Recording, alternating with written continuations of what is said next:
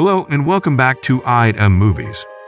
The Air Up There is a 1994 sports comedy film about an American college basketball coach named Jimmy Dolan who travels to a remote African village called Winabi to recruit a talented player named Saleh.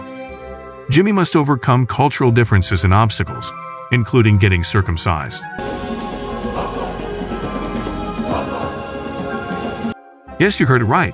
Getting circumcised and facing a dangerous rival team to win Saleh's trust and lead the Winabi team to victory in a basketball tournament. What do you want? I want you in. Jimmy Dolan, a former basketball player who now works as an assistant coach, is struggling to recruit new talent for his team due to the high demands of young athletes and their agents. One prospect buddy insists on having a special relationship with the college and a convertible car. When Jimmy challenges Buddy to a game, maybe you ought to play for Publishers Clearinghouse. He easily defeats him despite his injured knee. However, Buddy becomes angry and refuses to play for the team. The team has also lost another talented player to a rival college. In desperation, they offer Buddy multiple incentives, including dinners and trips, but he still declines. The head coach, Fox, expresses his dissatisfaction with Jimmy's coaching ability and admonishes him, pointing out that while he has a good understanding of the game, he lacks coaching skills. Fox reminds Jimmy that due to a knee injury sustained a decade ago, he couldn't play professionally and emphasizes that he should focus on the team's prospects instead of dwelling on his past as a player. During a school banquet, Ray Fox is honored as the best college coach in history. He announces that the upcoming season will be his last. This will be my last season. And that he will name his successor in 2 weeks. The college also presents a program highlighting its efforts to assist the residents of the Kenyan village of Winabi, which includes footage of a tall Kenyan man playing basketball in the background. While intoxicated, Jimmy becomes fixated on this player and insists that he is the perfect addition to their team. However, instead of being sent to Africa to scout him, he is instructed to visit a player from a lower American division. However, Jimmy is not one to easily obey authority, and he decides to fly to Kenya on his own. While on a bus en route to Winabi, he asks a fellow passenger for directions. However, when the locals discover that he is heading to Winabi, they laugh and mock him for being a clueless white person. They'd also make fun of the Winabians, saying that it takes 20 men to milk a single cow. Upon reaching the town of Minori, Jimmy is initially disoriented but eventually finds a Kenyan who speaks English. He inquires about the next bus to Winabi, but the man jokes that the last one left in 1974, displaying a peculiar sense of humor. While on the street, a local businessman named Nyaga approaches Jimmy and proposes a partnership to develop copper deposits. Upon discovering that Jimmy is a basketball coach, See, I'm a coach, basketball. Nyaga takes him to a location where his workers are practicing basketball. However, instead of coaching, the workers are watching NBA games thanks to a satellite dish. To Jimmy's surprise, the main player on the team is Mufanda, his rude traveling companion on the bus. Nyaga wants Jimmy to take Mufanda to America, but Jimmy remains adamant that he must first reach Winabi. Despite Nyaga's continued mockery of both Jimmy and the Winabians, Jimmy remains uninterested. He ultimately decides to continue his journey on foot, even though he lacks a guide. During his trek, he decides to take pictures of Africa's beautiful wild nature. Along the way, two Winabians appear in front of him. After asking for directions, they agree to guide him to their village in exchange for his cap. After a long and arduous journey, Jimmy finally arrived in the remote village, which was far from civilization even by Kenyan standards. His next task was to find Reverend Father O'Hara. When he arrived at the church, he discovered that the Reverend was entertaining the villagers with a game of bingo. Despite this, Jimmy was able to speak with the Reverend briefly. He learned that the tall guy in the video was named Saleh. Unfortunately, the Reverend had to leave urgently to perform Mass in another village, so he couldn't provide any more assistance. Fortunately, Jimmy encountered the same local who had helped him before after finding out he could speak English. This time, the man offered to guide Jimmy to the river where Saleh was swimming, in exchange for his watch. Jimmy had the chance to assess Saleh's physical attributes and requested him to demonstrate his basketball skills. However, Saleh threw the ball poorly and struggled to handle it. He apologized to Jimmy for letting him down. Nevertheless, Jimmy was still convinced that he would find a talented player there. Suddenly, Saleh leaped up and executed a flawless slam dunk. It turned out that Saleh had been playing a prank on Jimmy all along. He possessed excellent basketball skills and was much smarter than the American student, managing to deceive an experienced basketball player like Jimmy. After unsuccessfully trying to convince Saleh to come with him to the USA, Jimmy spent the night in a classroom and was brought coffee by Sister Susan in the morning. Startled by her presence, Jimmy jumped up and hit his head hard. The nurse advised him to give up on Saleh, as he is the chief's son and is constantly guarded. He's the son of Urudu, chief of the Winabi. He is also the tribe's only heir and future leader, so they won't let him leave. Susan treated Jimmy's injury with a lotion made of iodine and kerosene. Jimmy entered the house where the elders were gathered, hoping to find Saleh's father among them. He offered them money, but he couldn't identify the leader. Eventually, he found the leader, Urudu. However, Urudu stated that his tribe was facing challenges, and he didn't have time to listen to Jimmy's proposal. My tribe has many problems, Mr. Dolan. I'm sorry, but I cannot listen to you. Later that night, the prince approached Jimmy and asked him about college life. Jimmy showed Saleh his championship ring, and the prince expressed his desire to play for a college team. However, he was concerned that Jimmy couldn't persuade his father. Urudu is wary of outsiders, but Saleh and Jimmy decide to try to convince him. However, Jimmy must first become part of the community. He learns to graze cattle, collects water with the villagers, and teaches them basketball. Saleh introduces Jimmy to Warimbo, who becomes a good defender. But Zuko, the princess's fiancé, also wants to join the team. Meanwhile, Jimmy drinks fresh goat's milk, but his stomach cannot handle it.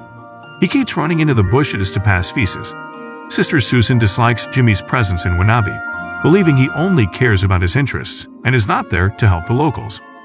Once again, Jimmy was struck with the sudden urge to visit the bushes. As he squatted down, he peeled off some leaves from a nearby tree. Suddenly, a boar appeared and attempted to attack him. Just in the nick of time, the prince's bodyguard saved him from being injured, but the warrior refused to shake Jimmy's hand in gratitude. Later that evening, the princess brought Jimmy medicine for his stomach. She even invited him to her upcoming wedding.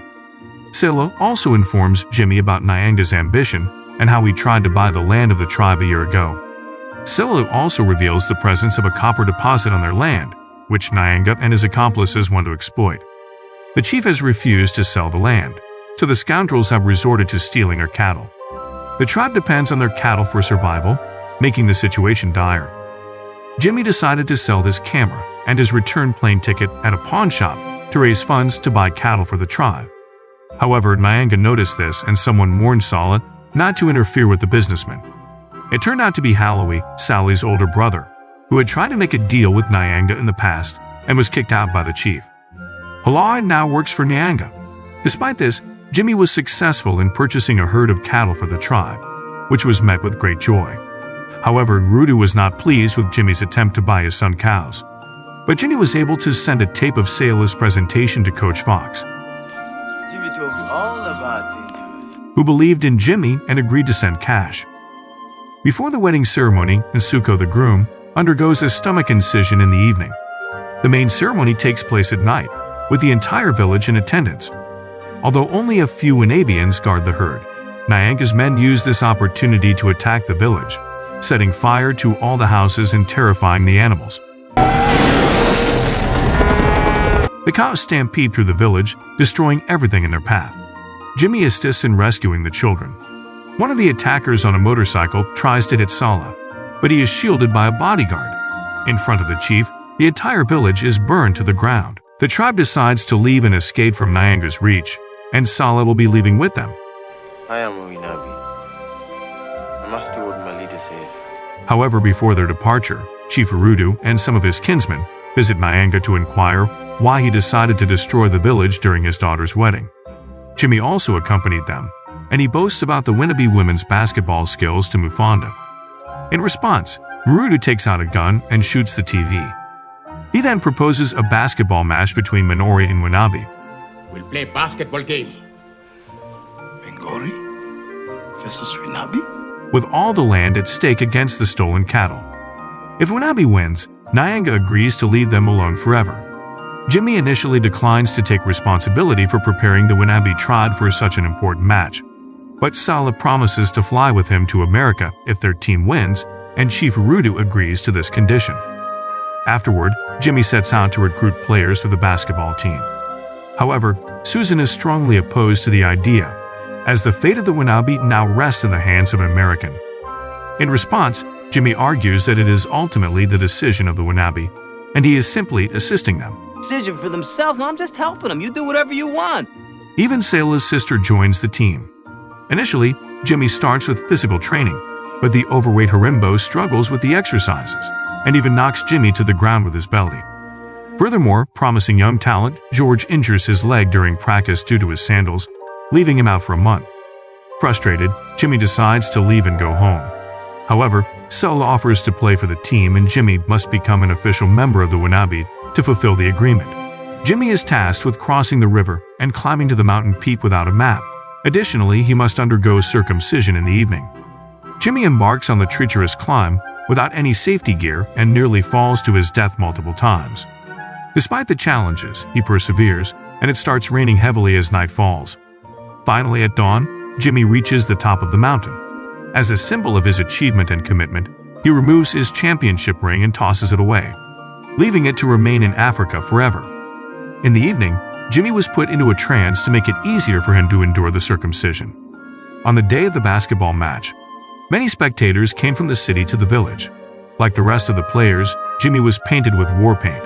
When Nyanga saw Jimmy, he was angered. Can't play!